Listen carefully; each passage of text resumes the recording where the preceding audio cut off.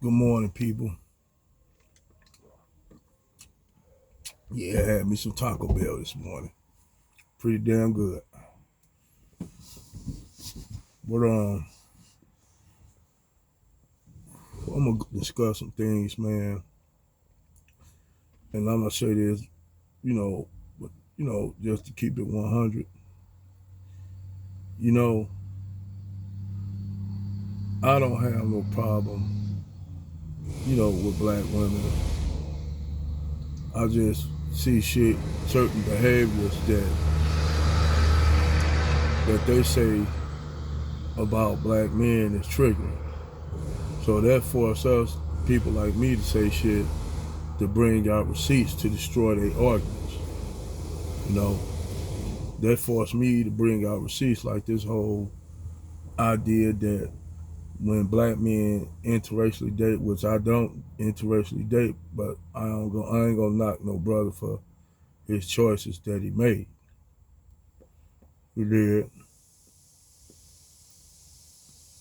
but we'll always have this narrative that somehow when black men get with white women, they hate themselves.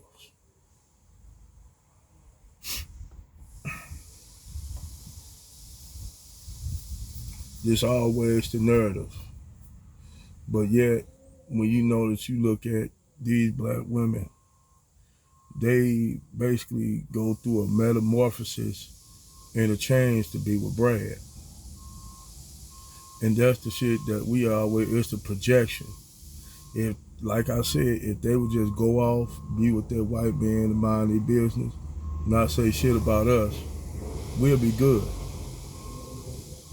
But see, they always gotta come with some shit to give a reason why when they don't have to give a reason why. Just if you don't use the excuse that you can't find no quality black men, because we all know that's a lie. Don't use the excuse that black men are not good fathers or providers. That's a lie. Because now we know that you have a lot of these black women beginning with white teen men that don't do shit, don't even provide for them. But they get with them and marry them and take care of them white teen men over the fence. And then they pretend like they living these high status lives and shit when they not, when it ain't nothing but smoke and mirrors. And they try to convince other young women to follow the same direction that they're going in. You know, like you could say Pink Peel, Kristen CK. She'll tell these women to get out here and divest and swirl and say that it's not enough good brothers to go around. Now it depends on what kind of man they're looking for financially. See, a lot of these sisters, they'll think because it's a lot more blue collar men than white collar brothers out here, and they'll think in their mind that blue collar black men are broke. I'm a blue collar dude. I got not only skills in this trucking industry, but I got electrical engineering behind me. I got plumbing and construction behind me. You know, I worked at construction sites. I worked at a mechanic. I worked at a motherfucker Chrysler plant for years. So I got a lot of skills, a lot of hand-on-hand skills. Don't got no schooling in the university, but I got skills where I can survive any place, anywhere.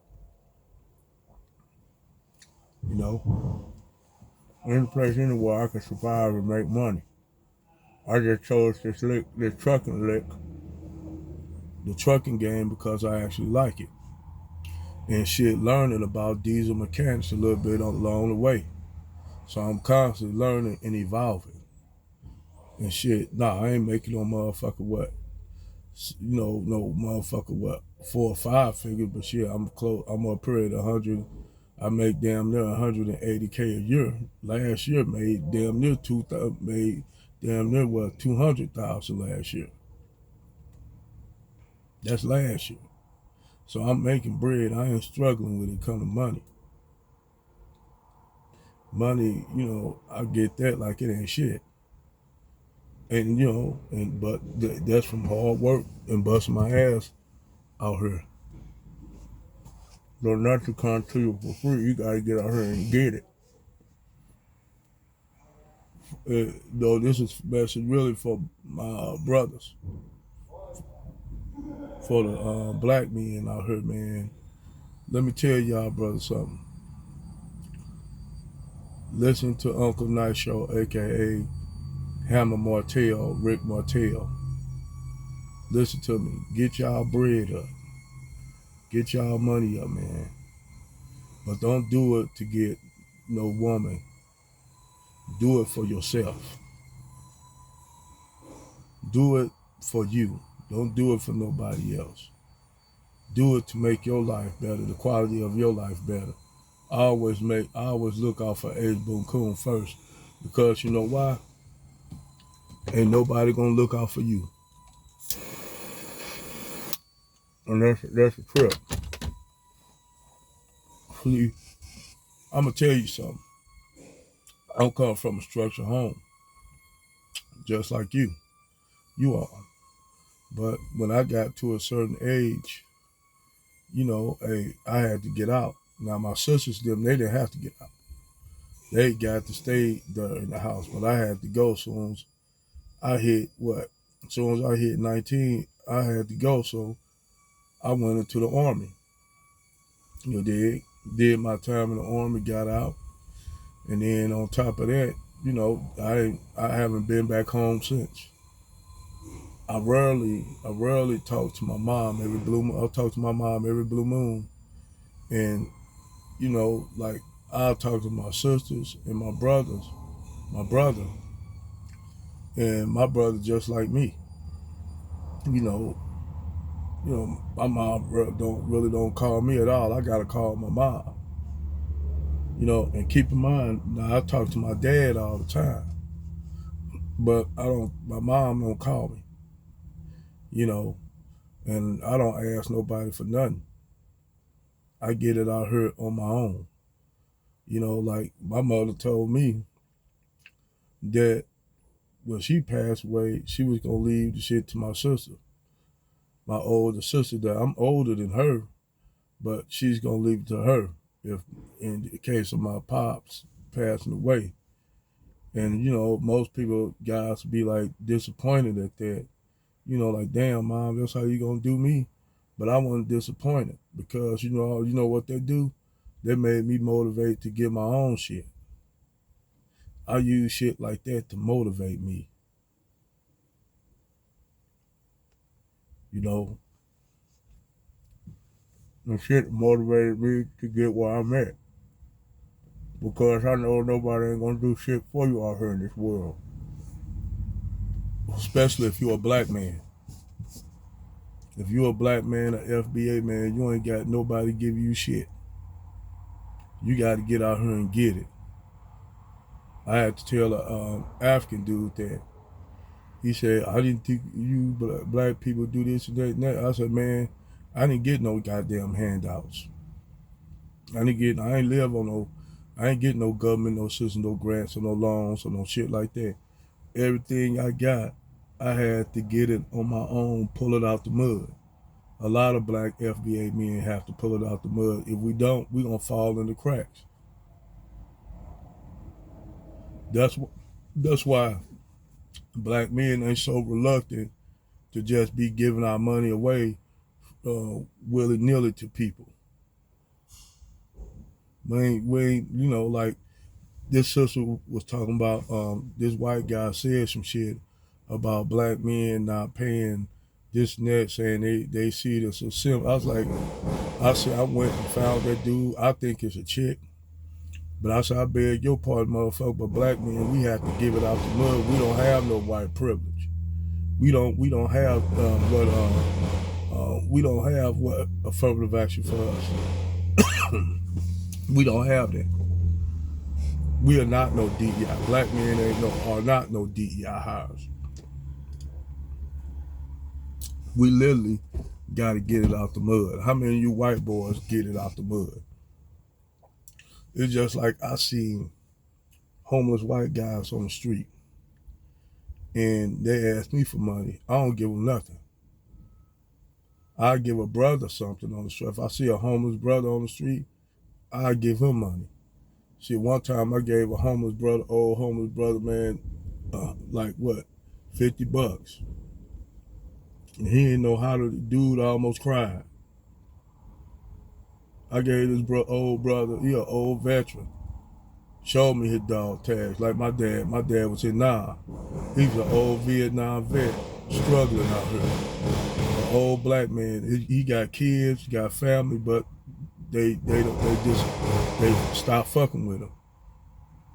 So this man, he out here on the street, old brother fought in the Vietnam War and shit. And then I gave this brother $50. That dude, old white man, old black brother, this old black man started crying. You know, this brother started crying, man. And I was in my truck. I like, man, don't cry, man. Just take that money and do something with it, brother. And you know, and that's what I was telling brothers, as black men, we don't got nobody. You already gotta have a panel of black women talking about with these white supremacists, talking about deleting us. Between the women that we come from, that give birth to us, to the white society as a whole, we don't have nobody but us. Black men, we all we got. We don't got nobody out here, man. We got to get it out the mud. We don't got no community. We don't got shit. The only community for us black men is us. We all we got. And that's real spill. I heard Hardcore Tito said that, man, that we, us black men, we all we got. We don't got nobody. That's why when niggas be on treason and shit, talking shit about like motherfuckers going in on Tommy. And I said, man, look here, man, look, y'all, we shouldn't be doing that. Because Tommy was kicking some knowledge. I said, we shouldn't be going off on each other, man. We don't got nothing in society. And then when you have Negroes over there pandering to women, that even making it worse. Because they getting support from, obviously from white supremacists, from other black women, from everybody, society, even though now they losing jobs thanks to, well, Donald Trump pulled the red carpet from up under their feet. But black women been having it made. That's why when Malcolm X said that black women are the most unprotected, that's much as I love Malcolm, I said, Malcolm, that's right now, man, if you only could have lived to see the way we are right now, the way these women are right now, you wouldn't be saying that. I would have told Malcolm, man, you wouldn't be saying that only if we would have lived to see this shit right now. Malcolm X would be getting into arguments with these same women.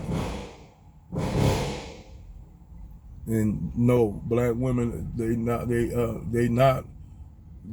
as motherfucker not protected as you think. They very protected. So much, in fact, that white society basically told them